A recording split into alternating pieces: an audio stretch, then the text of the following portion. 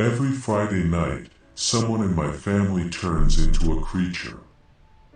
It's been happening every week ever since I turned 15. After midnight, the first person to come downstairs transforms. It always comes for me.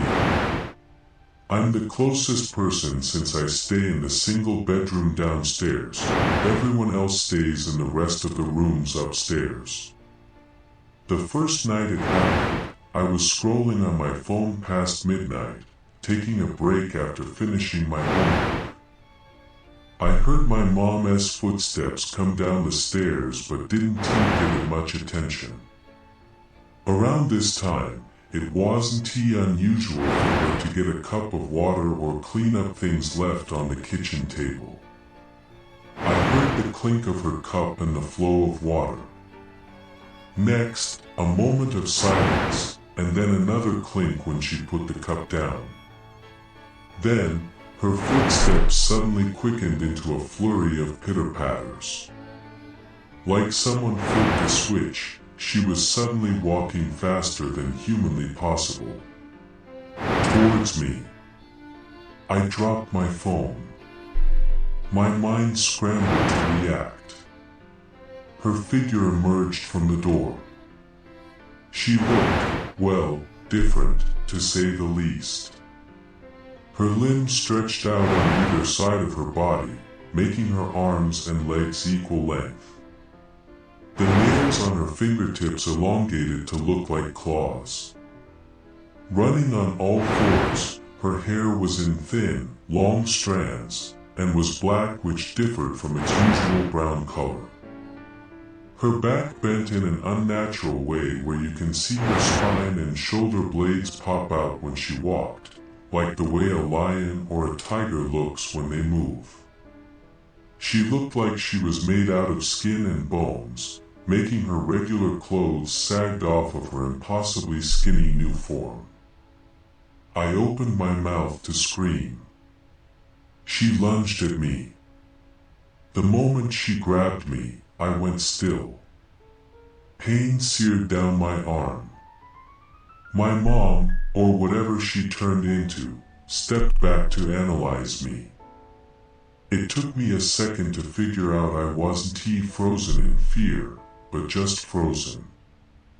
I couldn't move my body, no matter how much I tried.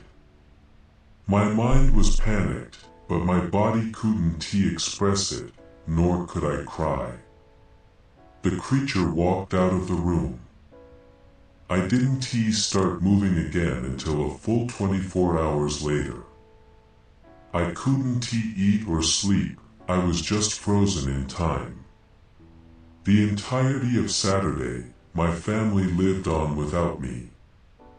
In the afternoon, my sister walked into my room where I still sat. Help me, I thought.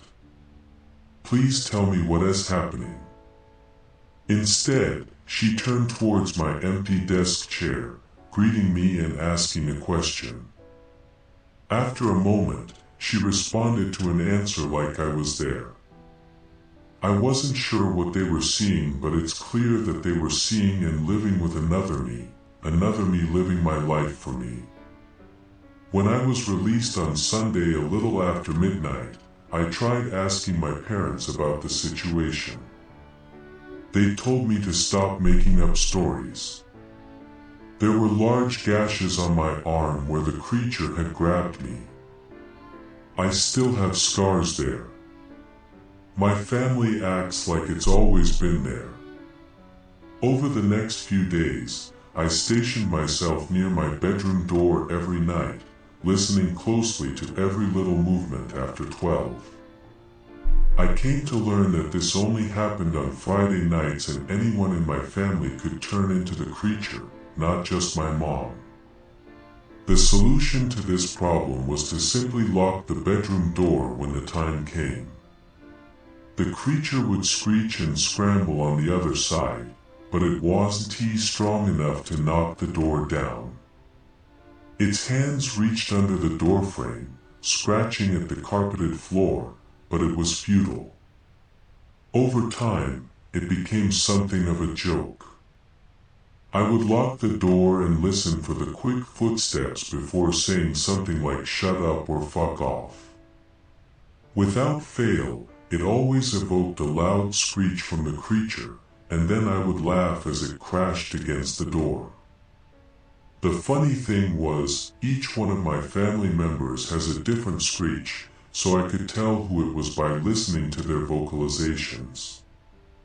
Then I would confirm by looking at the hands that reached under the door, which remained unchanged after the transformation despite the nails.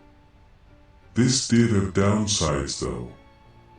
If I had to study late into the night or if I was trying to sleep, I would always put in earplugs to try to drown out the relentless banging on the door. I got used to it eventually, but it was difficult to adjust. Now, I've finally graduated from high school and am on my way to college.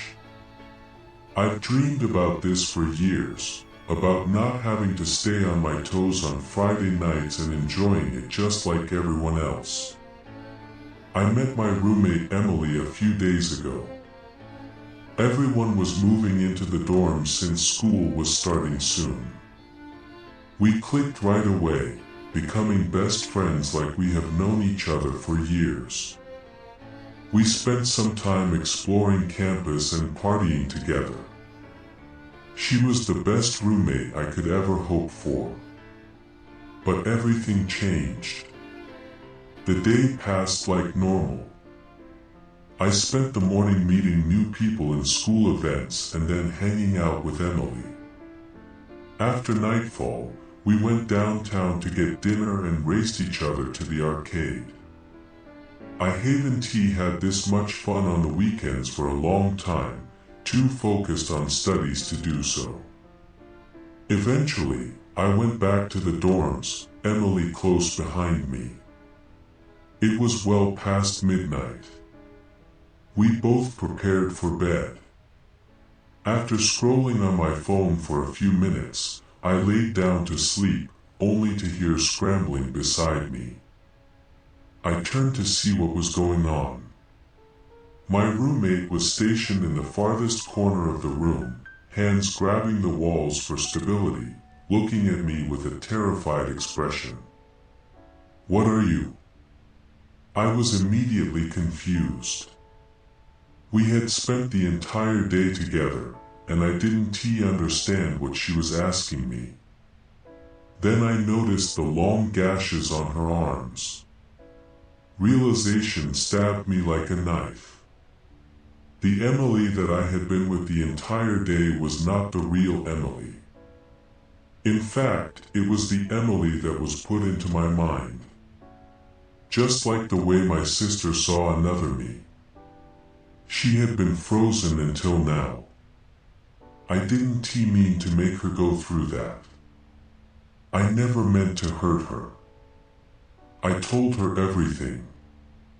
I've already requested a single room under special circumstances. While waiting for the request to be approved, I've been sleeping in the bathroom every Friday night, locking myself away to keep Emily safe. The cold bathroom floor gives me peace.